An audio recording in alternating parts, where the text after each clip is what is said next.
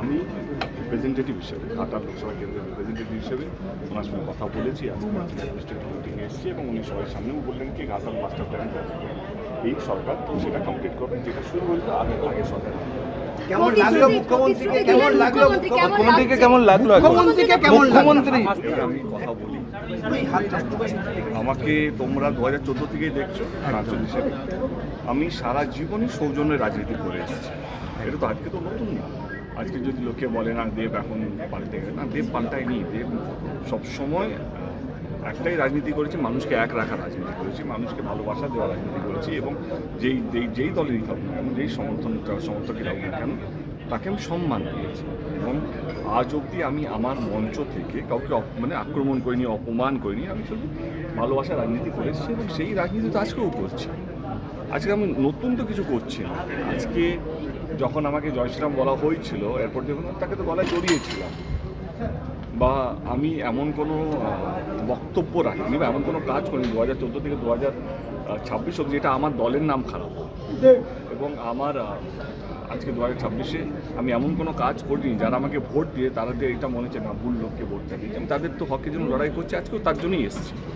আজকে এই একটাই প্রদর্শিতি নেওয়ার জন্য এবং আমার মনে হয় মুখ্যমন্ত্রী বলেওছেন হয়তো সুন্দরদা যে ঘাটাল মাস্টার প্ল্যানের কাজটা এই ওনাদের যে বাজেটটা বেরোবে এইবারে সেইখানেও ঘাটাল মাস্টার প্ল্যানের জন্য টাকা বরাদ্দ করা হবে এবং সেই কাজটা দিল্লিতে রাখতে পারলেন না, তৃণমূলকে এক রাখতে পারলেন না, 20 জনেও আপনি রয়েছেন, তৃণমূলকে এক রাখতে পারলেন না। আমি একটা কথা বলি, আমার ভালোবাসা মমতা ব্যানার্জির জন্য সারা জীবন থাকবে। কাল থেকে নতুন তৃণমূলে যাচ্ছি, আমি নতুন তৃণমূলে যাচ্ছি না। যতদিন মমতা ব্যানার্জি বেঁচে আছে মমতা ব্যানার্জির সঙ্গে আছি এবং ভবিষ্যতে কী হবে আমি এখন কিছু বলতে চাইছি না। তুমি যদি আজকে আমাকে জিজ্ঞেস করো, আমি দিল্লিও যদি গিয়ে থাকি বা আজকেও যদি এখানে উপস্থিত হয়ে থাকি, তৃণমূল কংগ্রেসের সাংসদ হিসাবে এসেছি। ঘাটাল লোকসভা কেন্দ্রে যারা আমাকে ভোট দিয়েছে তারা একটা বিশ্বাসে ভোট দিয়েছে, এই সাংসদ এই লোকটা স্বপ্ন দেখিয়েছিল ঘাটাল মাস্টার প্ল্যান করবে এবং সেই স্বপ্নটা নিয়ে আমি সুনীলদার কাছে এসেছি, যিনি এখন মুখ্যমন্ত্রী। এবং একটা জিনিস তো আমাদের সবাইকে মানতে হবে, কে law of the land, respect to the position, respect to the chair. আজকে আমি এটা তো অবিশ্বাস করতে পারবো না কি শুভেন্দু অধিকারী আমি আমাদের রাজ্যের মুখ্যমন্ত্রী না, আমাকে তো এটা মানতে হবে, আমাকে কেন আমাদের সবাইকে মানতে হবে। এবং আমার কাজটা কি, এই ডাবল ইঞ্জিন সরকার যেটা কেন্দ্রতে আছে এবং রাজ্য আছে তাদের হাত ধরে আমি যে প্রতিশ্রুতিগুলো দিয়েছি বা আমি যে স্বপ্নগুলো ঘাটাল লোকসভা কেন্দ্রের মানুষকে দেখিয়েছি, সেই স্বপ্নগুলো তো আমার দায়িত্ব স্বপ্নটা পূরণ করার।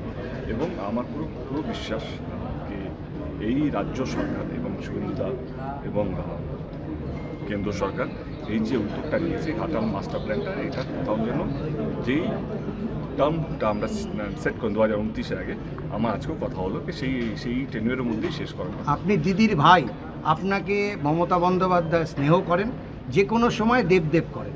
গতকালে একটু আগে বললাম যে যতদিন দিদি আছেন ততদিন আমি দিদি। আপনার সাথে এর মধ্যে কথা হয়েছে? হয়েছে, মানে কালকের পরও কথা হয়েছে? আমি সারা রাত শুটিং করছিলাম। আমি একটাই কথা বলছি যে আপনারা যেই রাজনীতি